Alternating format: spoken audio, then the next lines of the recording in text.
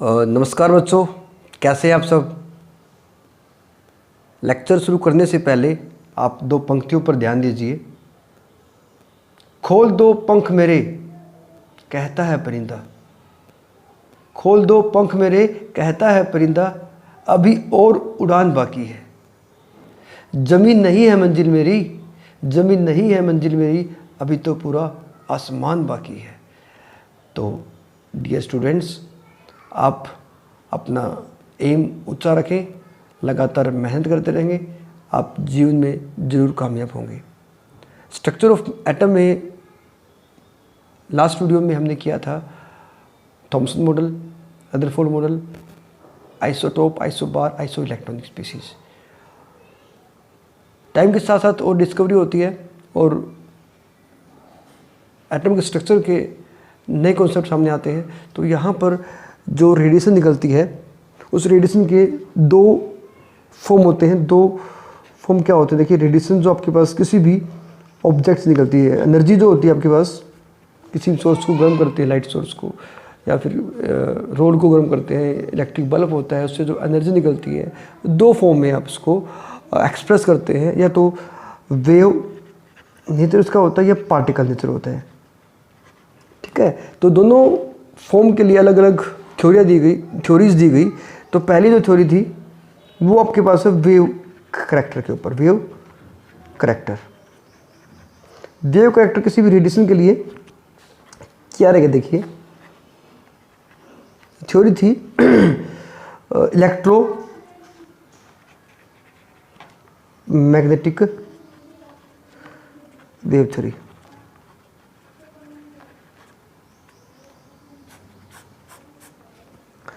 Scientist था Clark Maxwell.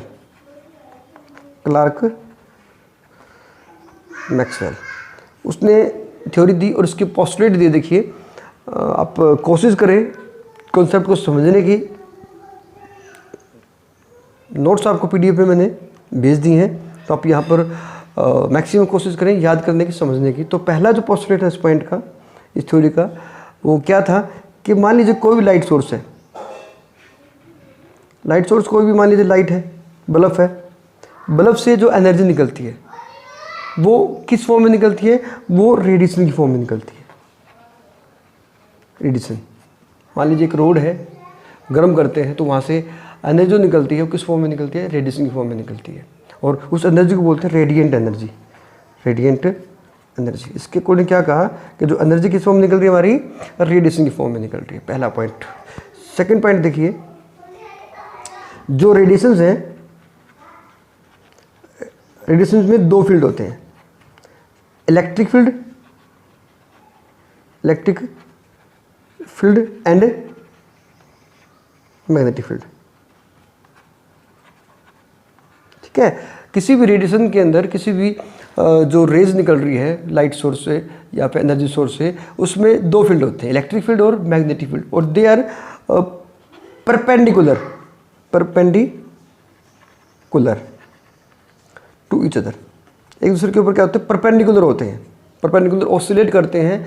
इसलिए इन radiation को हम बोल देते हैं इलेक्ट्रोमैग्नेटिक वेव। क्या बोल देते हैं? Electromagnetic wave.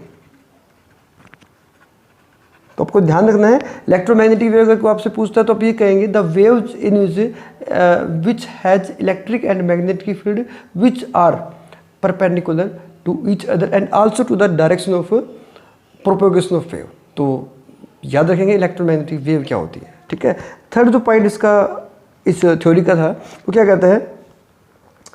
Electromagnetic wave travel with speed of light. याद रखना, जितनी भी इलेक्ट्रोमैग्नेटिक वेव जैसे IR है, UV रेज है, वे लाइट की स्पीड से ट्रेवल करते हैं। लाइट की स्पीड आपको सभी को पता है, 3 × 10⁸ मीटर पर सेकेंड। बड़ी इंपॉर्टेंट बात है। ये सभी इलेक्ट्रोमैग्नेटिक वेव के करैक्टर के बारे में बात कर रहे हैं। और लास्ट पॉइंट जो रहता है, electromagnetic wave do not require medium for propagation. उसको चलने के लिए किसी मीडियम की ज़रूरत नहीं पड़ती है। एग्जाम्पल देखिए, आप घरों में रिमोट यूज़ करते हैं, रिमोट के अंदर IR रेज निकलती है, कोई मीडियम की ज़रूरत नहीं पड़ती है। तो आप चारों पॉइंट्स याद रखेंगे इलेक्ट्रोमैग्नेटिक वेव थ्योरी के। तो पोस्टुलेट थे, क्लार्क मैक्सवेल ने दिया था। अब इलेक्ट्रोमैग्नेटिक के और हम थोड़े से करैक्टर पढ़ते हैं। देखिए, कोई भी इलेक्ट्रोमैग्नेटिक वेव है, उसके करैक्टर देखें क्या क्या होते हैं, तो आप ध्यान देंगे इसके ऊपर। इलेक्ट्रोमैग्नेटिक वेव में देखिए, पहले आप इसके बाद एक डायग्राम देख लेंगे, इसका स्ट्रक्चर देखेंगे। ये आपके पास इलेक्ट्रोमैग्नेटिक वेव दिखाई दे रही है। इस वेव के अंदर ये इसकी डायरेक्शन है फॉर प्रोपोगेशन। दो फील्ड है, electric field and magnetic field, both are perpendicular to each other, therefore this wave are called electromagnetic wave. तो याद रखेंगे आप, इलेक्ट्रिक और मैग्नेटिक फील्ड होने की वजह से नाम दिया गया इलेक्ट्रोमैग्नेटिक वेव। अब इसके करैक्टर देखिए क्या क्या होते हैं। अब यहाँ पर आपके पास जो वेव है ये ऐसे ट्रैवल करती है, ठीक है। अब इसमें दो चीज़ें, जो ये हाइट उसको बोलते हैं क्रस्ट, और जो नीचे की तरफ आ रहा है इसको बोलते हैं ट्रफ, TROU। और एक बात आप याद रखेंगे, यहाँ से लेके यहाँ तक एक साइकिल पूरी हो जाती है वेव की, ठीक है। अब इसके करैक्टर क्या क्या देखिए, सबसे पहला करैक्टर इसमें रहेगा, इसमें वेवलेंथ। वेवलेंथ बड़ी इंपॉर्टेंट बात है। वेवलेंथ आप बहुत बार पढ़ेंगे, आगे जब केमिस्ट्री पढ़ेंगे तो वेवलेंथ आपको पढ़ने को मिलेगी। तो याद रखना, वेव की जो लैम्डा से इसको रिप्रेजेंट करते हैं। अब यहाँ पर वेवलेंथ क्या होती है, जो कॉन्जिगेटिव क्रस्ट या ट्रफ, याद रखना, डिस्टेंस बिटवीन टू कॉन्जिगेटिव क्रस्ट और ट्रफ, ये बात इंपॉर्टेंट है। कॉन्जिगेटिव क्रस्ट और ट्रफ के बीच का है, मतलब जो साथ साथ वाले क्रस्ट और ट्रफ है ना, उनके बीच का जो डिस्टेंस है that is called wavelength. Lambda जो साइन है इस चीज़ को रिप्रेजेंट करते हैं। अब बात आती है इसकी यूनिट क्या रहेगी। देखिए, इसकी यूनिट होती है,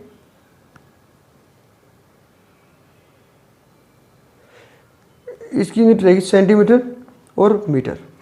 डिस्टेंस हो गया तो आप इसको याद रखेंगे। सेकंड जो इसकी कैरेक्टर है वो इसका होता है फ्रीक्वेंसी, बड़ी इंपॉर्टेंट प्रॉपर्टी है फ्रीक्वेंसी। इसको रिप्रेजेंट करते हैं आप म्यू से, म्यू, ठीक है, क्या बोलते हैं इसको, म्यू बोलते हैं। अब फ्रीक्वेंसी जो होती है, आप याद रखना, the number of waves passing through a point in 1 second. एक सेकेंड के अंदर से जितनी वेव्स पास होती है एक पर्टिकुलर पॉइंट में से, एक सेकंड में जितनी वेव पास होती हैं उसको बोलते हैं आप फ्रीक्वेंसी। तो ये जो एक साइकिल है, ये साइकिल तो कितने साइकिल पास हो जाती हैं एक पर्टिकुलर पॉइंट में से एक सेकंड में, तो उसको बोलते हैं फ्रीक्वेंसी। तो इसकी जो आप फ्रीक्वेंसी को रिप्रेजेंट कर सकते हैं 1/t, ठीक है। इसकी जो यूनिट रहेगी आप लिख सकते हैं टाइम के अकॉर्डिंग सेकंड इनवर्स, ठीक है। सेकंड इनवर्स काफ़ी कॉमन है। इसके अलावा इसकी यूनिट और होती है हर्ट्ज। HZ आपने बहुत बार सुना भी होगा। आप जैसे FM अगर सुनते हैं तो वहाँ पर FM की फ्रीक्वेंसी हम पढ़ते थे 103, 105, 109, 110। तो ये आपके पास हर्ट्ज जो है दैट इज आल्सो फ्रीक्वेंसी हमारे पास रहेगा। तो सेकंड करेक्टर हो गया हमारे पास फ्रीक्वेंसी। नेक्स्ट देखेंगे, इसमें देखिए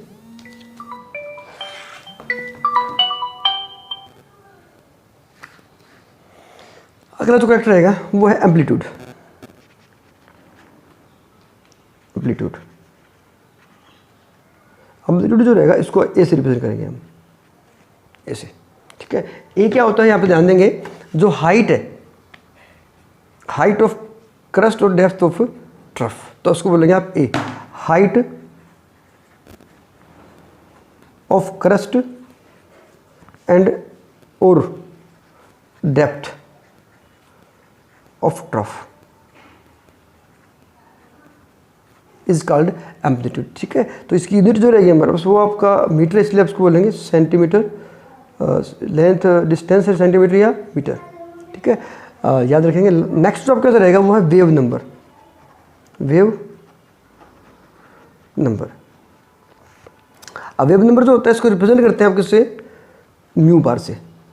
तो याद रखना 1 सेंटीमीटर लेंथ के अंदर जितनी भी वेव आती है that is called wave number, number of waves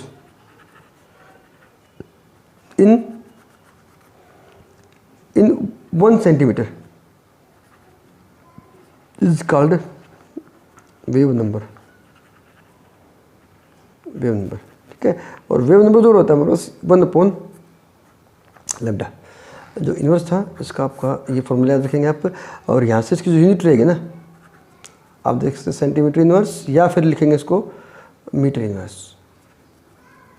तो ये बात आपको ध्यान रखनी है, इसकी यूनिट आपको ध्यान रखेंगे वेव नंबर की, ठीक है। अब लास्ट में एक रिलेशन इसका पढ़ेंगे। देखिए रिलेशनशिप क्या होती है, रिलेशनशिप बड़ी important relationship, mu is equal to c/λ। यहाँ पे आपको एक रिलेशनशिप याद करनी है, आपको न्यूमेरिकल्स में काम आएगा। म्यू जो होती है frequency is equal to c/λ, मतलब फ्रीक्वेंसी और लैम्डा आपस में इन्वर्स हो जाते हैं। c is the speed of light and lambda is the wavelength. तो c जो होता है आपके पास वो आपका रहेगा 3 × 10⁸ मीटर पर सेकेंड। बड़ी इंपॉर्टेंट बात है, याद रखना, फिक्स रहता है, कांस्टेंट रहता है, तो न्यूमेरिकल्स में आपको काम आएगा। अब आपने बहुत सारी इलेक्ट्रोमैग्नेटिक वेव्स स्टडी की हैं, जैसे आपके पास IR है, इंफ्रारेड, UV है, गामा है, अल्फ़ा है। इन सभी को हम कैसे अरेंज करते हैं, तो उसके लिए आपके पास आ जाता है इलेक्ट्रोमैग्नेटिक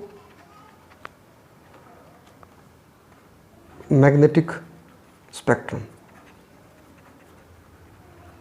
इलेक्ट्रोमैग्नेटिक स्पेक्ट्रम, देखिए स्पेक्ट्रम पढ़ा आपने, स्पेक्ट्रम जैसे इंद्रधनुष होता है, उसमें क्या होता है, अरेंजमेंट होती है अलग अलग कलर्स की। तो यहाँ पर बात है इलेक्ट्रोमैग्नेटिक वेव्स की, तो यहाँ पर इलेक्ट्रोमैग्नेटिक वेव्स को हम अरेंज करेंगे, तो आप कह सकते हैं electromagnetic spectrum is defined as arrangement of different electromagnetic wave in their decreasing order of frequency and increasing order of wavelength. याद रखना, increasing order of wavelength and decreasing order of frequency is called electromagnetic spectrum. तो आपके सामने दिखाया, देखिए यहाँ पे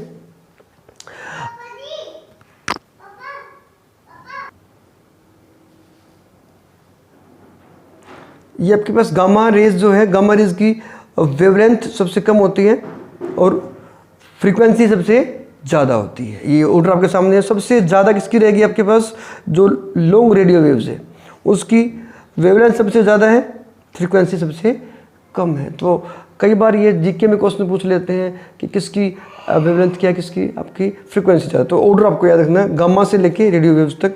अब यहाँ पर बीच में देखिए आप, ये आपके पास आ जाता है लाइट वेव्स, ठीक है।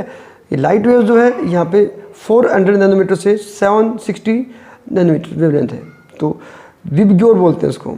तो वायलेट से लेके रेड तक, याद रखना, रेड जो है उसकी वेवलेंथ सबसे ज़्यादा है और वायलेट की वेवलेंथ सबसे कम है। इसीलिए जो रेड होता है उसकी एनर्जी कम होती है और वायलेट की एनर्जी ज़्यादा होती है। सॉरी, आपका जो एनर्जी होती है आपको याद रखना, ई जो होती है H/ν, तो ई c/λ होता है। तो याद रखना, एनर्जी जो है इन्वर्सली प्रोपोर्शनल टू वेवलेंथ है, तो रेड की एनर्जी ज़्यादा होती है, वेवलेंथ कम है। तो ये आपको याद रखना कि फॉर्मूला काम आएगा ये।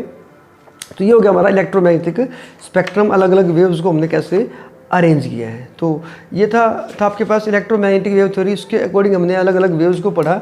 अब यहाँ पर ये जो थ्योरी थी काफ़ी टाइम तक कामयाब हुई, लेकिन कुछ एस्पेक्ट में ही फेल हो जाती है। इसकी कुछ लिमिटेशन थी, देखिए। अब लिमिटेशन क्या थी, देखिए इसकी लिमिटेशन,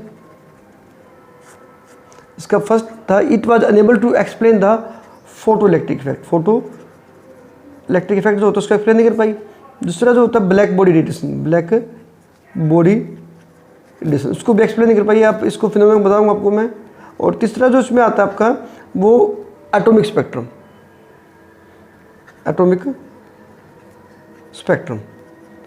एटॉमिक स्पेक्ट्रम को भी एक्सप्लेन नहीं कर पाई।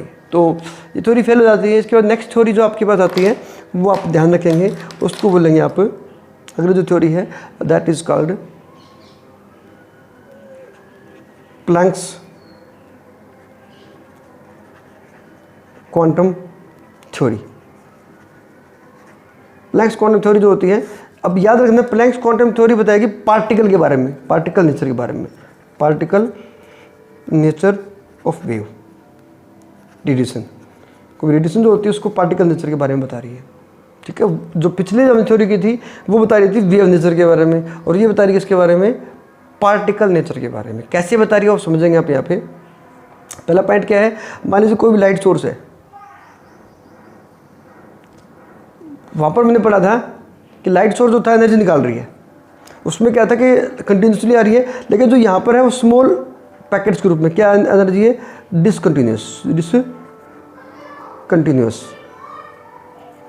energy emitted from a light source is not continuous but discontinuous in small energy packets is called quanta. The small energy packets is called quanta. याद रखी बात ये, क्वांटा जो होता है उसको एनर्जी पैकेट्स कहा जाता है। अब इसी में आप कहा जाता है फोटोन। क्वांटा पूछ ध्यान रखना, क्वांटा क्या होता है, the small energy packets is called quanta. और ये थ्योरी क्या कहती है, जो एनर्जी निकल रही है लाइट सोर्स से वो कैसी हो रही है, स्मॉल एनर्जी पैकेट्स के रूप में, मतलब बॉल के रूप में निकल रही है। That is why discontinuous photon.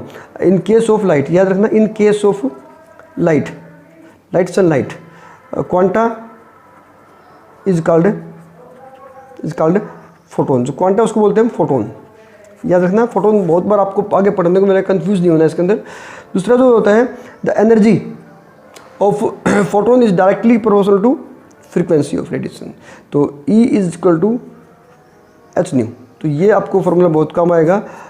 Photon की जो एनर्जी होती है दैट इज एच न्यू के बराबर। एच आपके पास है प्लैंक्स कांस्टेंट, क्या बोलेंगे इसको, प्लैंक्स कांस्टेंट। जो साइंटिस्ट था उसने कांस्टेंट दे दिया, इसको नाम दे दिया प्लैंक्स कांस्टेंट। तो इसकी वैल्यू जो होती है 6.62 × 10⁻34 जूल पर second.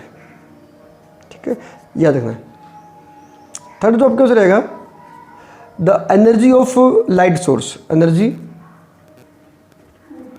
Of light source is integer multiple of n, is integer multiple of number of photon. ठीक है, नंबर ऑफ फोटोन की इंटीजर मल्टीपल रहेगा।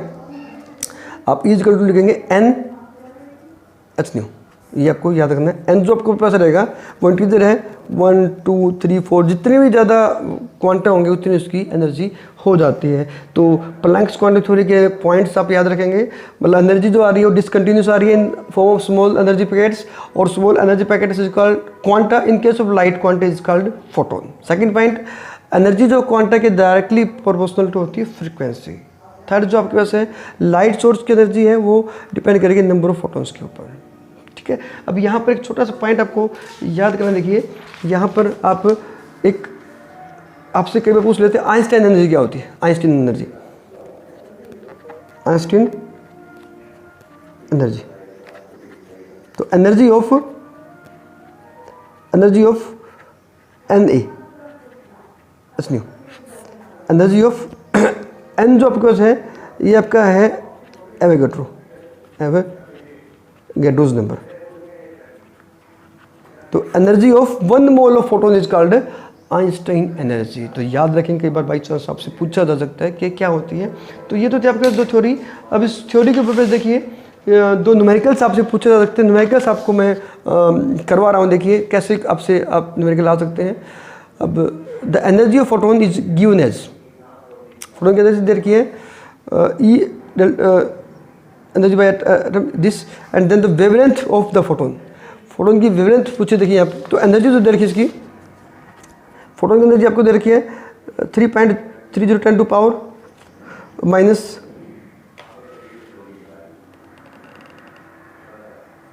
-19 जूल एटम।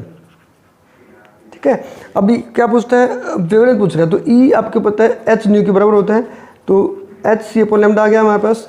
तो वेवलेंथ जो निकालेंगे हम, देखिए लैम्डा जो आ जाएगा इसका E upon H C upon E।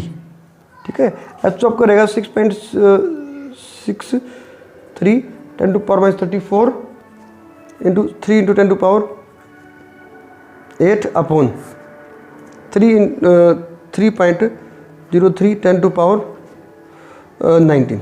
ठीक है, जब सोल्व करेंगे इसको तो आपका आ जाएगा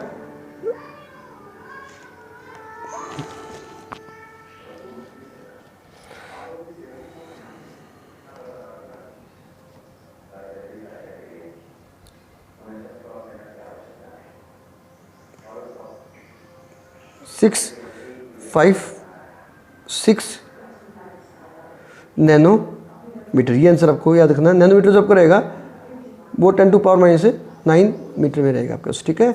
तो ये आप जो इलेक्ट्रोमैग्नेटिक थ्योरी की थी उसके ऊपर बेस्ड आप इसको कर सकते हैं, ठीक है। न्यूमेरिकल है आपका जो AIPMT में उसमें आया हुआ है, डायरेक्ट फार्मूला बेस्ड है, आपको फार्मूला याद करना है, उस फार्मूले के ऊपर बेस्ड आप इसका न्यूमेरिकल कर सकते हैं। एक और न्यूमेरिकल देखिए, yellow light emitted from sodium lamp has wavelength of this, calculate the frequency and wave number, ठीक है। NCERT का क्वेश्चन है, ठीक है। तो यहाँ पर आपको क्या दिया, उसकी वेवलेंथ दी है, वेवलेंथ 5-8 नैनोमीटर, ठीक है। इसको आप लिख सकते हो 580 10 टू पावर -9 मीटर, ठीक है। अब फ्रीक्वेंसी निकालें इसकी, फ्रीक्वेंसी। अब फ्रीक्वेंसी का फॉर्मूला आपको पता है, C/λ होता है frequency equal to C/λ।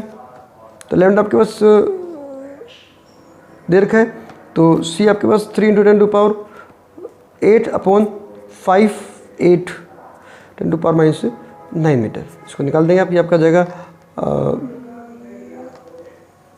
Second inverse के अंदर हर्ट्ज में जाएगी, ठीक है। और दूसरा निकालना इसलिए वेव नंबर। वेव नंबर जो रहेगा 1/λ, तो लैम्डा जो आएगा उसका आप क्या कर देंगे, जो आपका आएगा 1/3 10 to power 8 to 580 10 to power -9। तो इसका आप सोल्व कर देंगे, आंसर आपका मिल जाएगा। इसकी यूनिट आपकी आ जाएगी मीटर के अंदर, मीटर इनवर्स के अंदर, ठीक है। तो इस तरह से आप इसको सोल्व करें। तो ये हमने 2 थ्योरी कर ली है, इलेक्ट्रोमैग्नेटिक थ्योरी और Planck's quantum theory. Photo electric effect जो बचे हुए हम अगले वीडियो में करते हैं। तो आप एंजॉय कीजिए, न्यूमेरिकल्स की और प्रैक्टिस कीजिए। Thank you for watching, like and subscribe the channel.